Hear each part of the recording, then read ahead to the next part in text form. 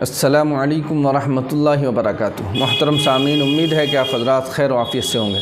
अल्लाह ताला आप सभी हज़रात को सलामत रखे। जो लोग बीमार हैं उनके लिए दुआ करें कि अल्लाह तबारक व ताला सभी को शिफ़ाए कुल्ली आजिला मुस्तमिर्रा दाइमा नसीब फ़रमाए। दोस्तों, जो लोग भी हज 2024 में जा रहे हैं सभी को बहुत बहुत मुबारक हो, और सभी के लिए दुआ है कि जिन लोगों ने भी हज का फ़ार्म भरा है अल्लाह ताला सभी का सिलेक्शन जल्द से जल्द करा दे। आप हज़रात आमीन कहिए।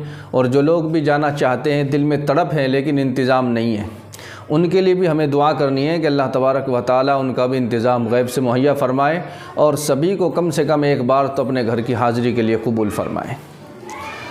दोस्तों, हज 2024 के फ़ार्म आप हज़रात भर रहे हैं, लेकिन कुछ दुश्वारियाँ भी आ रही है, कुछ परेशानियाँ भी आ रही है। कुछ लोग ख़र्च को लेकर भी जो है परेशान हैं कि ख़र्च कितना आएगा। दोस्तों, हज कमेटी को इस साल बहुत कहा गया है कि आप जो है पहले से ख़र्च खोल दीजिए, पहले से हमें बता दीजिए कि कितना ख़र्च आने वाला है।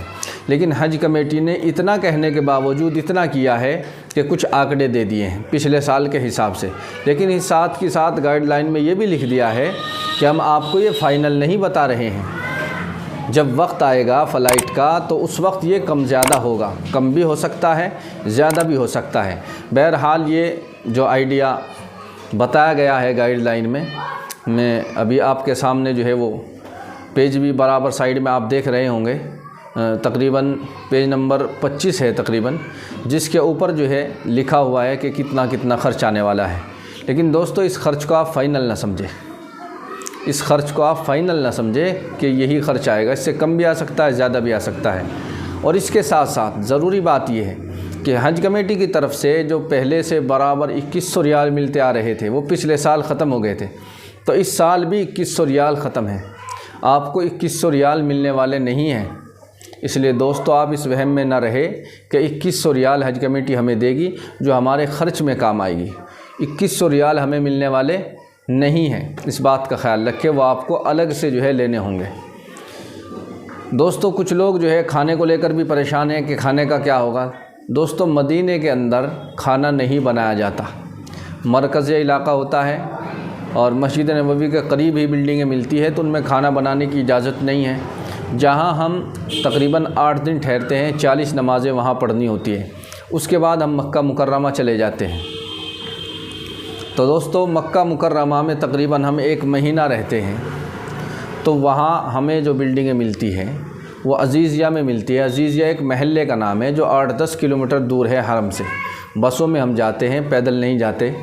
पहले 2 कैटेगरी होती थी, यानी 2 तरह की जो है, एक ग्रीन कैटेगरी और एक जो है अज़ीज़िया। ग्रीन का मतलब ये है कि हरम के 1 किलोमीटर के दायरे में बिल्डिंग मिलती थी और पैदल हाजी जाते थे, सवारी का कोई इंतज़ाम नहीं होता था और उससे जो है ज़्यादा पैसे भी वसूल किए जाते थे। और अज़ीज़िया कैटेगरी पहले से है, इसका जो है सस्ता भी रहता है और बसों का इंतज़ाम 24 घंटे रहता है। जब भी आप बाहर निकलोगे बिल्डिंग से फ़ौरन बस खड़ी मिलेगी, चाहे रात के 12 बज रहे हों, 1 बज रहा हो, कोई भी टाइम हो रहा हो।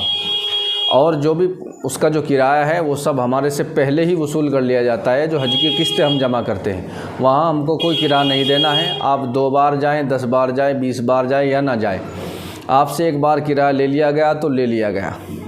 तो दोस्तों, ये सहूलतें होती है। और वहाँ मक्के में हम खाना खुद बनाते हैं। अगर हम चाहें तो हमें जो है किचन मिलता है, एक गैस सिलेंडर भी मिलता है, कुछ ज़रूरी बर्तन भी मिल जाते हैं, तो हम जो है खाना खुद बना लेते हैं। लेकिन बहुत से लोग ऐसे हैं जो खुद खाना बनाना नहीं चाहते, तो दोस्तों वहाँ पर होटलें मिलती हैं। बहुत से लोग सोचते हैं यार खाना कहाँ से खाएँगे, तो अज़ीज़िया में बहुत होटलें हैं, पाकिस्तान की भी है, इंडिया की भी है, बांग्लादेश की भी है, हर तरह का खाना वहाँ मिलता है। तो आप चाहें तो होटल से भी खा सकते हैं। लेकिन होटल से खाना खाने के लिए एक आदमी का तकरीबन 40 से 50 हज़ार के करीब खर्च आएगा।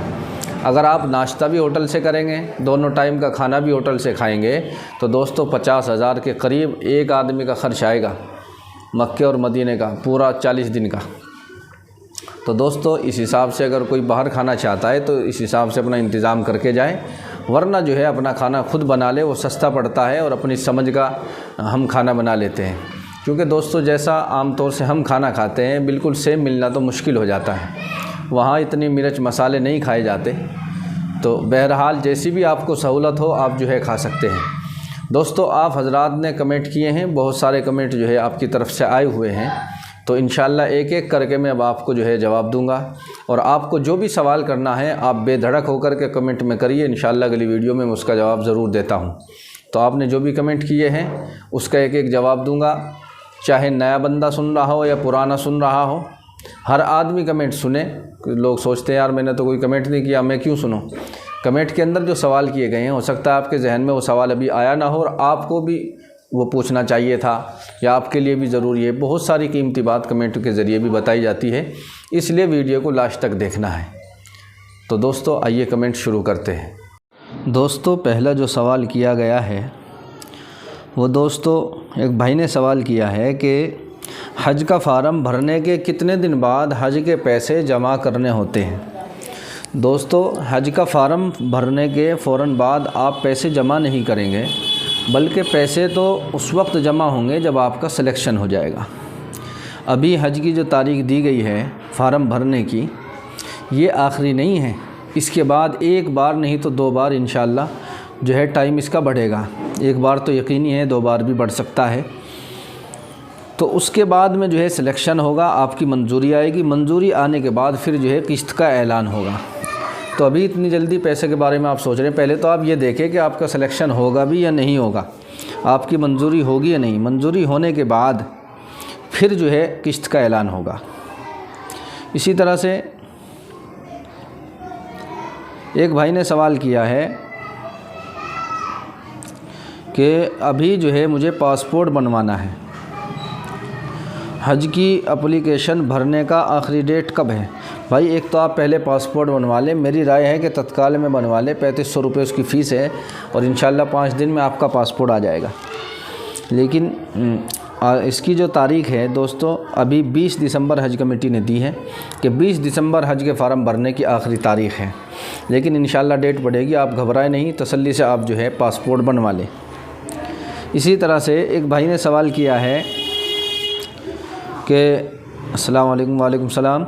जनाब मेरा सवाल ये है कि कवर हेड मर्द आदमी के होने चाहिए या लेकिन 70 प्लस एज कैटेगरी, यानी मेरे साथ में जो जा रहे हैं मेरी अम्मी, उसकी जो उम्र है वो 71 साल है और मेरी जो उम्र है वो 45 साल है। तो कवर हेड किसे बनाएंगे। भाई कवर हेड आप ख़ुद बने, अपनी वालिदा को कवर हेड ना बनाएं, आप ख़ुद बने और आप ही अपनी पूरी आईडी लगाएं, आप ही अपना पासबुक या कैंसिल चेक और जो भी चीज़ें हैं, पैन कार्ड भी, वो सब आप अपना लगाएं, वालिदा को साथ में लगाएं। इसी तरह से एक भाई ने सवाल किया है कि मैं वेस्ट बंगाल से हूँ, तो मैं जो है पहले हज कर चुका हूँ, लेकिन 70 प्लस के साथ में फिर दोबारा से रिपीटर बनकर जाना चाहता हूँ, उनके साथ जाना चाहता हूँ। तो आप जा सकते हैं, आप 70 प्लस वालों के साथ मिल कर के जा सकते हैं, उनकी खिदमत के लिए आप जो है जा सकते हैं। इसी तरह से पता चला है कि क़ुरबानी होने की सूचना मिलती है। भाई क़ुरबानी की जो है आपको एक दिन पहले कूपन मिल जाता है। 7 तारीख में जैसे ही हम मीना जाते हैं तो उससे पहले हमें कूपन दे दिया जाता है मौल्लिम की तरफ से, उसमें लिखा रहता है किस वक्त क़ुरबानी होगी। वो मैंने इसलिए बताया है कि भाई क़ुरबानी उनका वक्त अगर सवेरा हुआ और आप सवेरे तक ना पहुंच पाए, क्योंकि उनके यहाँ जो है वो दूसरे इमाम को मानते हैं, उनके नज़दीक जो है क़ुरबानी बाद में हो जाए या पहले हो जाए दिक्कत नहीं।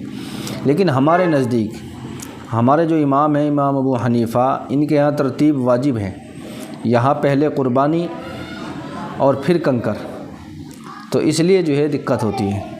तो भाई उसका जो है कूपन मिलता है। इसी तरह से एक भाई ने पूछा है कि मेरे डैड जो है 2005 में हज को गए थे, अब दोबारा करना चाहते हैं, कोई दिक्कत नहीं भाई, कर सकते हैं। अभी जो ये कानून आया है कि ज़िंदगी में एक ही बार कर सकते हैं, ये अभी 5-4 साल से है। कंप्यूटर के अब जो है ये सब जमा करने लगे पिछला रिकॉर्ड, लेकिन पहले जमा नहीं, और आपका पासपोर्ट भी अब जो है बदल चुका है, तो कोई दिक्कत नहीं, आप दोबारा फार्म भर सकते हैं। इसी तरह से एक भाई ने पूछा है कि फ़ार्म भरने के बाद सिलेक्शन हुआ या नहीं, कब पता चलता है। भाई फार्म की अभी जो है 2-3 बार डेट बढ़ेगी, उसके बाद ये काम ख़त्म होगा। तकरीबन आप समझिए कि दिसंबर जनवरी 20 जनवरी के आसपास तक शायद डेट 10-10 दिन 2 बार बढ़ सकती है, 10 जनवरी या 15 जनवरी तक। उसके बाद में 10-15 दिन के बाद में जो है आपको पता लगना शुरू हो जाएगा। इसी तरह से एक भाई ने पूछा है कि पासपोर्ट कितने दिन पहले जमा करना पड़ता है, क्योंकि मैं बाहर हूँ। भाई जो लोग बाहर हैं वो अपना फार्म भर दें, उनके लिए जो है इजाज़त दी है गवर्नमेंट ने, हज कमेटी ने, कि वो 15 शव्वाल से पहले अपना पासपोर्ट जमा करा दें। 15 शव्वाल का मतलब है ईद के 15 दिन बाद तक, यानी उससे पहले आप ये समझ लें कि ईद के 10 दिन बाद तक आप जो है अपना पासपोर्ट जमा करा सकते हैं जो लोग बाहर रह रहे हैं। इसी तरह से एक भाई ने और यही सवाल किया है कि मैं बाहर हूँ। भाई आपका भी जवाब यही है। एक भाई ने सवाल किया है कि अस्सलाम वालेकुम, वालेकुम सलाम, कहा कि हज़रत एक बार हज का फार्म जो है लाइव दिखा दीजिए। भाई पिछले साल मैंने लाइव दिखाया था तो मेरे जो चैनल पे जो है स्ट्राइक आ गया था। ये सरकारी चीज़ें हैं, इसमें जो है यूट्यूब की जो गाइडलाइन है वो मना करती है कि आप बिल्कुल इस तरह नहीं दिखा सकते सरकारी चीज़ को। तो कुछ लोग दिखाते हैं, उनके भाई चैनल पे नहीं आया होगा, मेरे चैनल पर आ गया था, इसलिए मैं इससे बचता हूँ। वैसे ही आपको जो है बता रहा हूँ। आपको अगर कोई दिक्कत आ रही है, कोई बात पूछनी है तो आप जो है पूछ सकते हैं, इंशाल्लाह मैं जवाब दूँगा। एक भाई ने कहा कि फ़ार्म भरने में गलती हो गई है, कैंसिल हो जाएगा। भाई कैंसिल करने की ज़रूरत नहीं है, उसी में बिल्कुल नीचे आप जाएंगे तो एडिट का ऑप्शन है, आप उसे एडिट कर सकते हैं। और अगर आप नहीं करना चाहते तो आप उसे डिलीट भी कर सकते हैं, डिलीट करने का ऑप्शन भी है, उसके बाद दोबारा से आप भर सकते हैं।